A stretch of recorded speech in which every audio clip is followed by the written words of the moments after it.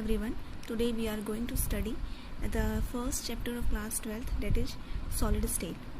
So we are going to discuss the notes of it. So what is solid state?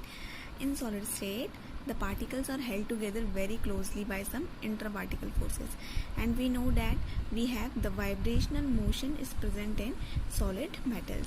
On the basis of this, the classification has been done. These are crystalline solid and amorphous solid, on which basis the arrangement of particles on the microscopic level, when we see the arrangement of particles is whether regular or irregular. In case of amorphous solid, we have the particles which are arranged in irregular pattern. Okay, for example, in case of glass, plastic, fiberglass, these are the examples of amorphous solid. If we talk about the properties of amorphous solid, these were amorphous solid gave rough surface by cutting. Okay, on cutting amorphous solid, it gives rough surface. Why? Because they are in irregular pattern. Then the second point is amorphous solid do not have sharp melting point. They will not have sharp melting point. The third point is they are isotropic in nature. What do you mean by isotropic? Isotropic properties are those properties which will be equivalent in all directions. For example, refractive index, that would be the same from wherever you will cut, the refractive index of the sample would be same. The fourth point is that amorphous solid have a tendency to flow. Therefore, these amorphous solids are known as supercooled liquid of high viscosity. Means amorphous solid is also known as pseudo solid. Amorphous solid consists of short range order. Short range order means because they are regular in terms of very short range, right? That's why they are known as short range order. Now, crystalline solid. Crystalline solids are such type of solid in which the particles are arranged in regular pattern, right? Then the properties of crystalline solids are: a crystalline solid on cleavage gives you clean cut. The second point is they have sharp melting point. The third point would be they are anisotropic in nature because their physical properties differ from different directions. Now, the classification of crystalline solids, they are again divided into four categories, that is molecular crystalline solid, ionic crystalline solid, covalent crystalline solid, metallic crystalline solid. Molecular crystalline solid, such type of crystalline solid in which molecules are arranged in regular order. But there are two types of molecules. We know that the polar molecule and the non-polar molecule. Therefore, the molecular crystalline solid is again divided into two ways: polar molecular crystalline solid and non-polar molecular crystalline solid.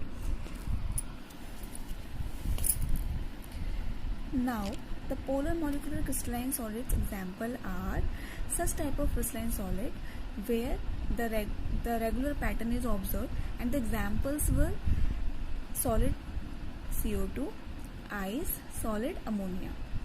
The molecules which are held together by two types of force of attraction, that is dipole-dipole force of attraction and hydrogen bonding. Non-polar molecular crystalline solids are those in which the force would be van der Waals force, or we can say London force, dispersion force, or instantaneous dipole induced dipole force will be there. And the examples were all the noble gases, and the solid iodine would be the example. Chloroform is the example of non-polar molecular crystalline solid. Properties of molecular crystalline solid: the melting point of polar crystalline solids greater than the non-polar molecular crystalline solid. They are bad conductor of electricity and heat. They have generally low density. Okay. Now the second is ionic crystalline solid. They are in this, the oppositely charged ion are arranged in regular pattern known as ionic crystalline solid. These oppositely charged ions are arranged by they are attached or linked together by electrostatic force of attraction. For example, solid NaCl. Now the properties are, they are usually hard and brittle. In solid state, ionic crystalline solids are bad conductor, but in aqueous and in molten state, they are good conductor of electricity because of mobile ions. They are soluble in polar and insoluble in non-polar solvent. As we know that like dissolves in like and alike dissolves in alike solvents, right? They have high density. Earlier, the molecular crystalline solids have low density. Now, the covalent crystalline solid is in which the non-metals are arranged in regular pattern. For example, the silicon carbide and the aluminum nitride, diamond, graphite, they are held together by the covalent bond. These are the examples of covalent crystalline solid. They are also known as network solids. What are the properties? Crystalline solids may or may not be a good conductor of electricity. It depends on unpaired number of electrons, right? Now, the metallic crystalline solid. Such type of crystalline solid in which metal elements are arranged in regular pattern. In metallic crystalline solid, the interparticle metal elements are held together by metallic bond. In case of covalent, the covalent bond was there. In case of ionic, the electrostatic force of attraction was there. In case of the molecular crystalline solid, we have different force of attraction. The London dispersion force of attraction would be there. Now, in case of metallic crystalline solid, the metallic bond exists between metal kernel and free electron. Due to low ionization enthalpy of metal element, the outermost element is loosely held, by which formation of metal kernel will takes place. It means that in metallic bond we have metal kernel plus free electron. Now the properties. The metallic crystalline solid is also known as electron C model.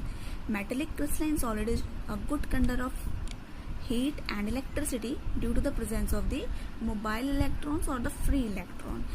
Now the question arises that what will happen in electrical conductivity of a metallic crystalline solid when we increase the temperature. So what will be the answer? The electrical conductivity decreases with increase in temperature because metal kernel start vibrating, right? Metal kernel will start vibrating and interfere with the moving electron. It means the moving electron will be hindered by the metal kernels. Therefore, the electrical conductivity decreases with increase in the temperature. Here, you have to tell the interaction between the compounds. The compounds which will have which molecule have which ionic interactions. Alright. The second question is, the following solids belong to which category? The blanked out will be you would check the answers in the description box. These have to be filled by you. Now, the lattice point. What is lattice point? It is a symbolical representation of atom, ion, non-metal of a crystalline solid.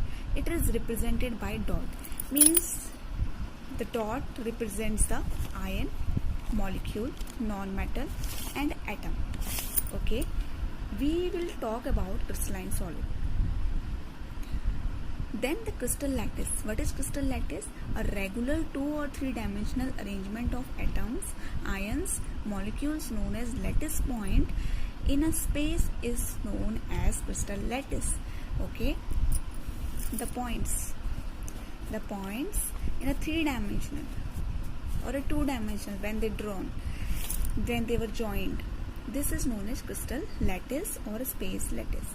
Unit cell, the smallest 2 or 3-dimensional mathematical geometry obtained from the groups of lattice point in a crystal space which repeats in different direction in entire crystal is known as unit cell. It means unit cell is known as such as this cube. This cube is a unit cell, right? How? Because it has some arrangement, some 3D arrangement. If the square box was there, it would be a 2D arrangement. the arrangement of, and it would be continuous, like above, below, left and right, above, beside. Then it would be it would forming a geometry, and a unit cell is a smallest single unit. Unit cell means a smallest simple single unit cell is known as the unit cell. A unit cell consists of all the physical properties of the crystal. A one unit cell consists of all the physical properties of the whole crystal.